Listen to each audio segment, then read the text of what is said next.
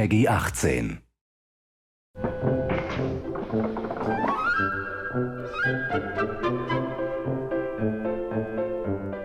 Come one, come all, the circus is in town. Welcome back, Vault Dwellers, to another Fallout 76 Dev Dive. My name's Devin, Community Manager on Fallout, and today we're joined by some familiar faces. We have Don Edgton, lead designer, and Carl McKevitt, Senior Quest Designer. Hey, Don. Hey, Carl, how are you guys? Doing very well, nice to be here. Yeah, how you doing? We're doing great. Thank you so much for taking time out of your busy schedule to talk to us today about what's next for Fallout 76. So, let's just dive right into it. We've got a circus coming to town. For the first time in Fallout history, players don't have to travel to Nuka-World itself in order to enjoy all the many flavors and activities in the park. Can you tell us exactly what that means for Nuka-World to be on tour? Yeah, there's a ton of new content for players to explore and discover in this. We've got a brand new area in the Ash Heap that has a whole set of new assets and environments and attractions, and that's going to also feature 3 new public events, a new boss encounter. We got fun games in the Nuka-Cade, and even a new trading post for our wonderful trader community. All this fun comes due to the Nuka-World On Tour Carnival, which was a traveling roadshow that existed before the bombs dropped.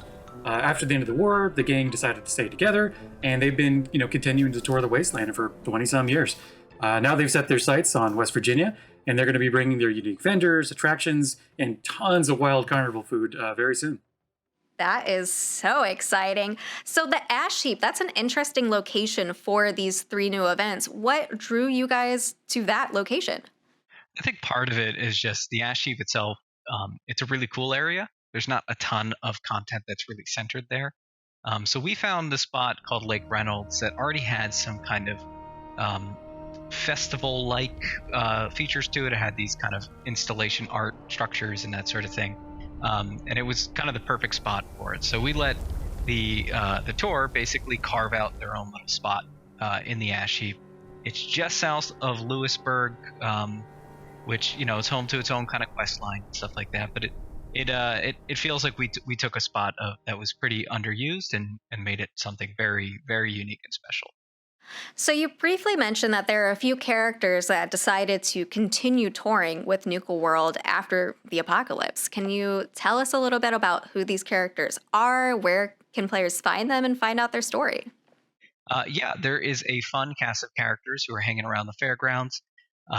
It's run by a brother and sister duo named Pat and Pete. And some other workers that all have interesting backstories, and players can chat them up, and in some cases they're vendors, buy some stuff from them. We also have a trio of new robots that hang out there. They are some of my favorite characters.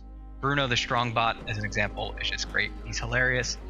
There's also Lady G, the fortune teller, and Chloe the Clownbot, the very sad clownbot who is incapable of making animal balloons because she keeps popping them. It's a tragic tale, really. And we also have Gunther the cowboy. I think players will get used to hearing his voice a lot because he's the narrator for one of our cool new events. That's a lot of variety and different characters that we have. And that speaks to the Nuka-World DLC that from Fallout 4 as well, that players have previously been able to, explore. They had different sections of the park with different themes. Are there any tie-ins from that DLC to 76? Yeah, we love the new Nuka-World On Tour Carnival, but we're also big fans of the OG theme park, which we're showcasing for this season's scoreboard. With that, there's also a new set of radio dramas for Pirate Radio and the upcoming scoreboard, showcasing various hijinks around Nuka-World and encounters with the dastardly Vim Vader. Yeah, in addition to that, we took a look at some of the lore from Nuka-World, specifically the pre-war stuff, since obviously Nuka-World itself takes place much further in the future. But the Nuka-World theme park was around only 25, 26 years before what we're experiencing in the game now. So we have a character in there. I won't say who. I'll let players investigate a bit. But he's actually returning, in a sense, from Fallout 4. He's a named character that appeared there. So we really wanted it to feel like it is an extension of what we started in Fallout 4. That is so exciting. I can't wait to see the comments on this video afterwards to see all the guesses on who it is. All right. I heard a word in here when you were talking, Don, about some of the new things coming with Nuka-World, and I thought I heard the word Nuka-Cade. What is that? Tell me. Yeah, we're really excited about this. So we're with the Nuka-Cade is going to make its triumphant return. This time with full multiplayer support, and even a new game where you can test your strength with your biggest and baddest weaponry. The Nuka-Cade is essentially an arcade with very Nuka-themed games that was in the original DLC. Are there any rewards for participating with the Nuka-Cade? Yeah, we're happy to say that you can actually win a lot of prizes, including the Nuka-Cade items themselves for your camp. I can't wait to get the top score. I'm going to dive in early before everybody else and have my name on top. So good luck, players. Okay, it's time for us to take a moment and talk about the big mole rat in the room. Everyone is dying to know more information about the new world boss. Tell us about the Ultrasight Titan. Oh, I don't know. I think that's just a rumor. Don't tease them like that. They'll riot. But I'm pretty sure if you nuke a specific area on the map, you might get a very, very large and angry mole rat to come out of the ground. The Ultrasight Titan is the largest creature we've had in a Fallout game. Even bigger than the Scorched Beast Queen? Oh, it is. Oh, it's bigger. He's a thick boy. It's a real big rat. He's awesome looking. One of my favorite creatures, easily. The fight against him, it's very unique. It has some mechanics that players are going to have to pay a lot of attention to. To spoil them a little bit, you do have to destroy a certain something with melee attacks specifically in order to make him vulnerable. But otherwise, he is a very beefy creature to take down. So it takes a lot of teamwork, a lot of chaos going on during it. It's a very fun fight. Yeah, he is a welcome member to our current trio of massive nuke summoned bosses. Ooh, so Carl mentioned earlier that there's some rewards that players can look forward to for fighting the Ultrasight Titan. Can you give us a little tease on what they can expect? Sure, and not just the Titan itself, but rewards are really scattered throughout this update. Playing the events, even playing in the Nuka-Cade.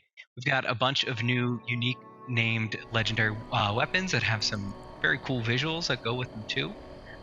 Some themed ones like the Love Tap, which is a heart-covered submachine gun that you can get from playing the Tunnel of Love. We've also got the actual props himself from throughout Nuka-World, including some of the actual stands from the Nuka-Cade, so you can play those games back in your camp.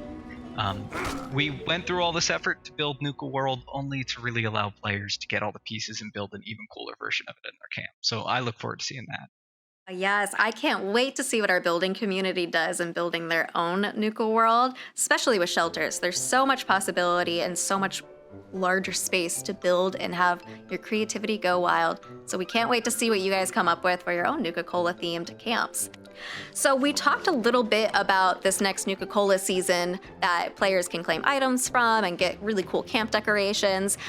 What other items are they expecting? Is there anything in particular that you're really excited about? Yeah, I think the two items for the scoreboard that are just absolutely stellar are the bottle and cappy backpacks. They got these like wild dangly legs, so when you're running around Appalachia, there's just like this weird, crazy sort of juxtaposition between you shooting ghouls in the face and these like funny kind of dangly arm backpacks on your back. So we really love that. It's a lot of fun. Ooh, I can't wait to have that Cappy backpack. One of my favorite items in our camp building menu is that massive, creepy Cappy face. And our players love it too. They love to hide him behind doors. So when you open a camp door, it's just bam, Cappy right there. So I think they'll be pretty excited about that. So with this whole update, everything is so wacky and crazy and fun. You've got to have some fun development stories to share with us. Anything with the Ultrasight Titan or planning the events? Yeah, I have one. So we had a bug where the Ultrasight Titan was this massive creature, does this giant smash attack. He was breaking his own crystals. So we were, sort of like, yeah, we got to fix that. But it's also pretty funny and it makes the event easier. In Spin the Wheel, which is kind of broken up into individual rounds and different things can happen in those rounds. One of those rounds is a twist where you have to keep moving or else you'll explode. And so that's fun. You play that for 30 seconds. We had an issue where it stuck around, so we had several playtests where we would have that round trigger, and then for the rest of the game, for the rest of the event, you had to just keep moving or else you would explode. We almost kind of wanted to leave it in, but in the end, it was a little punishing. That was spin the wheel hard mode. That sounds like a fun challenge, like keep moving or you'll die. So with Nuka-World, you mentioned that we looked at a lot of player feedback, and Nuka-Cola is something that players just absolutely love. Is there any other community feedback that played into the design of like season 11 or any of the other events? Yeah, we really wanted to make sure that this season tied in as much as it could to the in-game content. And so this is one of the first times that we've had a very direct tie. Obviously, it's Nuka-World versus Nuka-World On Tour, but they're obviously both Nuka-Cola themed. And we wanted to make sure that like I said, we can get as much Nuka-Cola as we could possibly get into an update. You said there's going to be new radio plays as well? Absolutely. Yeah, we have the 5 new radio plays for Pirate Radio that delve into all kinds of fun hijinks at Nuka-World, the original theme park. That is so exciting. But Nuka-World isn't the only thing that is coming to this next patch for Fallout 76. I've been hearing some rumblings about a new mode called Freie Kamera. Do you want to tell us a little bit about what that is? Oh man, Freie Kamera is very cool. It's just a button that you hit and you basically switch to a free floating camera. You can actually even just see your own character while you're doing this, which is also fun. But you can float around the entire build area and place things freely that way. You still got to spend components to build them as you normally would, but you are no longer tied down to the earth. You are a free floating agent of building destruction. It's going to be a game changer when it comes to people making their camps, and we know that is a huge part of our game. We love our builders. They make really great stuff. We are going to make it a lot easier for them to make things. And a lot easier for me because I make camps all day, and playing with this, it's perfect. You can end up pulling off things that would normally take a lot of finagling and putting your character at mortal risk to be able to do. That can now, you could just fly around the camp and place things pretty freely. A lot of thoughts being put into it. I'll shout out now, just as a reminder, there's a lot of settings that players can toggle in the settings menu for additional preferences between things. So there's a lot of design considerations to make along the way about what the best way to handle something was, and a lot of people have a lot of different preferences. So we open those up so players can toggle between them. It's very cool. It's really just like, it's going to feel like a brand new game for the building when that's in. It's incredible, really. Well, thank you guys so much for taking time out of your busy days to talk with us a little bit about Nuka-World and some of the activities that players can look forward to for this next update. Before I let you go, though, I have one last question for you. And that is, do you have any tips or tricks for the new events coming out? Or is there anything that you would suggest players do to get ready for Nuka-World? I'll share a very secret tip for any watchers of these dev dives. In the Most Wanted event, we do have these very hidden bottle and cappies that are tucked away in random locations there in the Wild West Showdown area. And they're worth a ton of buckaroos. So if you know about them and you find them, you're going to be the real hero of the event. There's a special sound they make, so keep your ears open for that, and you'll get a leg up on anybody not in the know.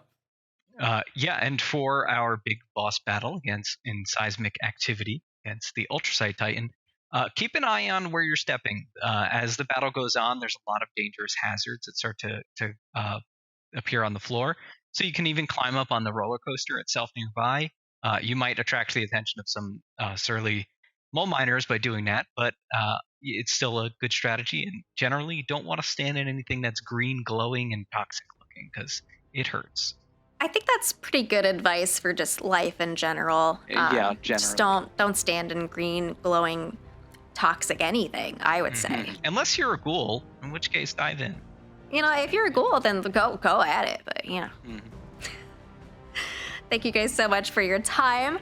We really appreciate you talking with us about all of these updates, and we can't wait to dive into Nuka-World On Tour and see what's going on at the carnival. Well, thanks for having us. Yeah, we're super excited to have this go to PTS and then release in December. All right, thanks, guys. Keep an eye out on Inside the Vault for more information on Nuka-World on Tour, along with our patch notes that will be coming out that break down all the nitty-gritty details for the events that you'll need and the new rewards. Until then, we will see you guys next time. Bye.